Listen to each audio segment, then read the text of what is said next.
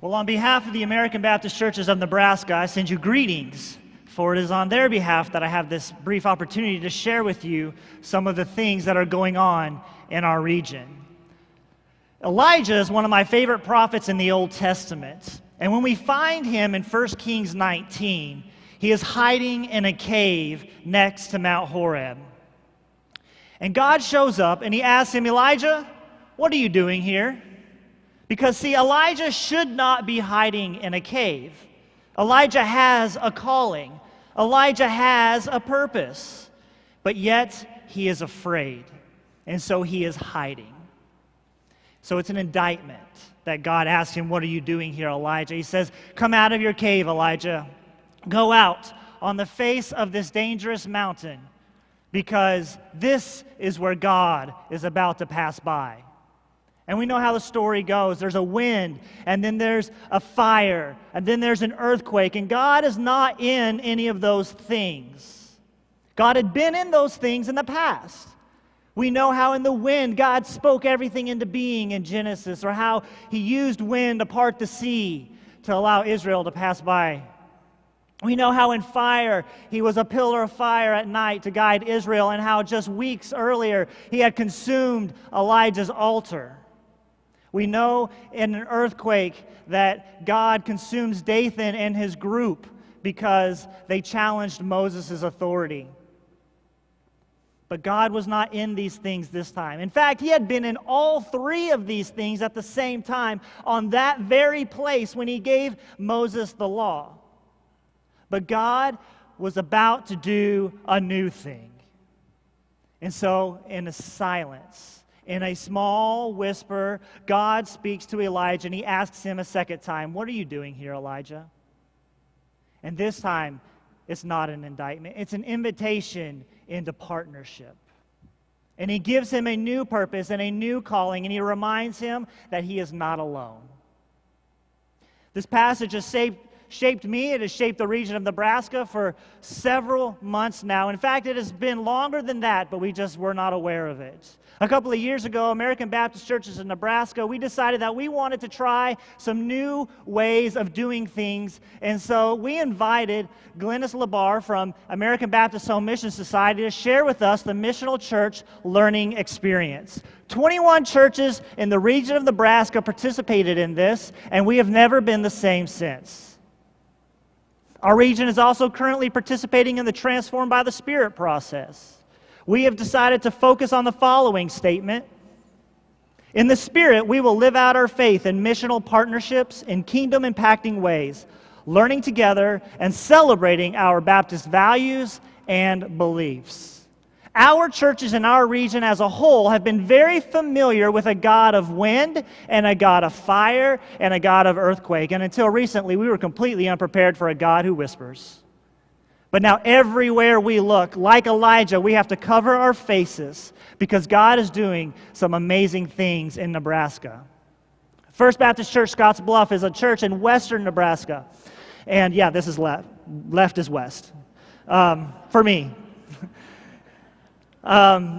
And through their MCLE process, they decided that they were going to do a diaper depot. They discovered that there's a lot of teenage mothers, single mothers, poor families that don't have enough supplies for their children. And so they just, through a series of networks and relationships that they built through the process, they collect diapers, and then once a month they just give away baby supplies just to anybody for free.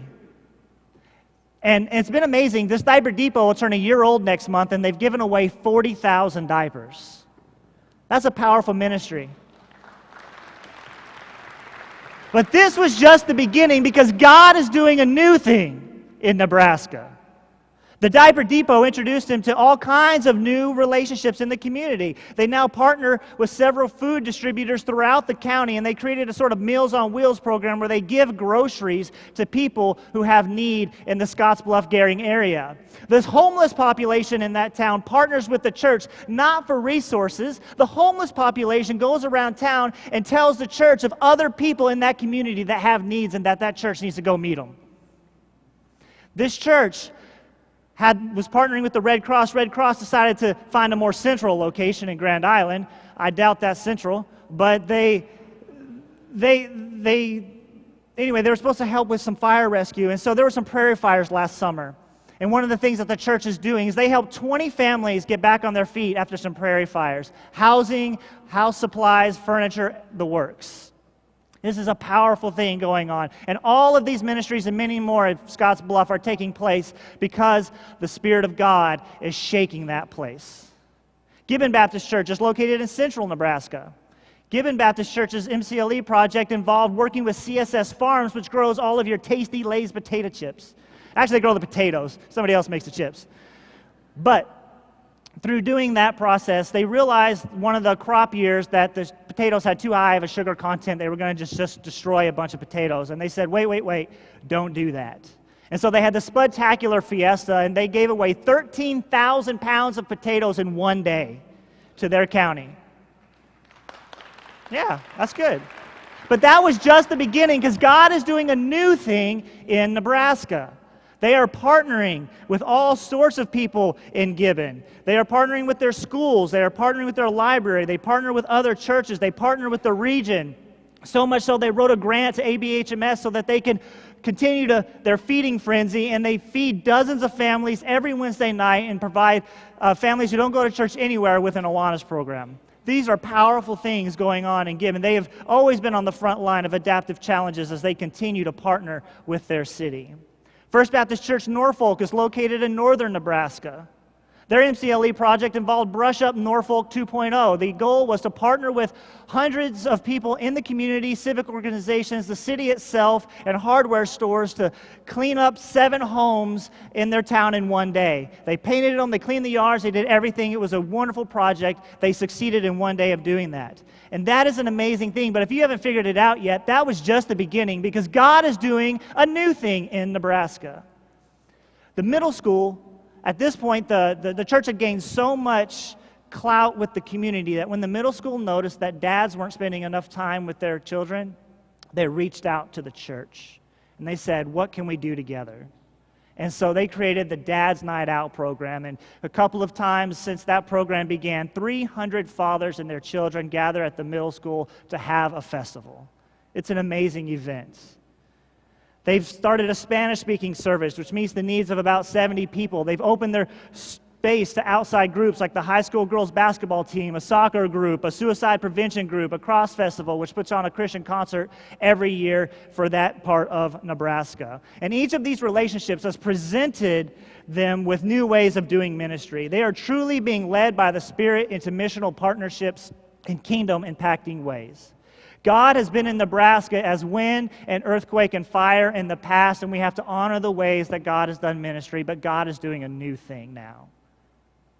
And He is whispering in the ear of Nebraska churches all over. I wish I had time to tell you about every church in Nebraska that's doing amazing things, but I've got just a moment to tell you that North Platte partners with the Rape and Domestic Abuse Center and the homeless shelter, that McCook gave up a third of their building for the sake of a gently used secondhand clothing store. Hastings partnered with their downtown group in order to have downtown businesses give a percentage of their proceeds to charities in the county, not to the church, but to other charities. Fremont works with the poorest school district in Nebraska to provide food to immigrant families when kids are not in class.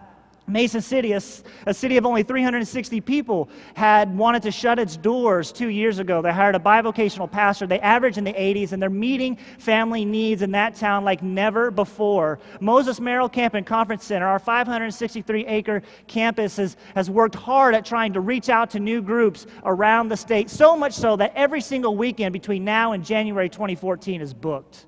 Our Burmese groups in Nebraska are growing by leaps and bounds. God is doing a new thing. But then again, it's bigger than we could have ever predicted, because we were looking for a God of wind and fire and earthquake. But God is whispering in our ears. And it's exciting to know that this is happening in Nebraska.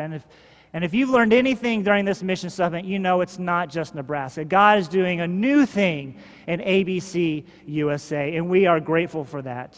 The question is, and will always be, will we join in the kingdom of God and share with others the kingdom of God? Or will we hide in our caves? We are choosing to step out of our caves into our communities where God is working. One person, one relationship, one church at a time. Thank you. Amen.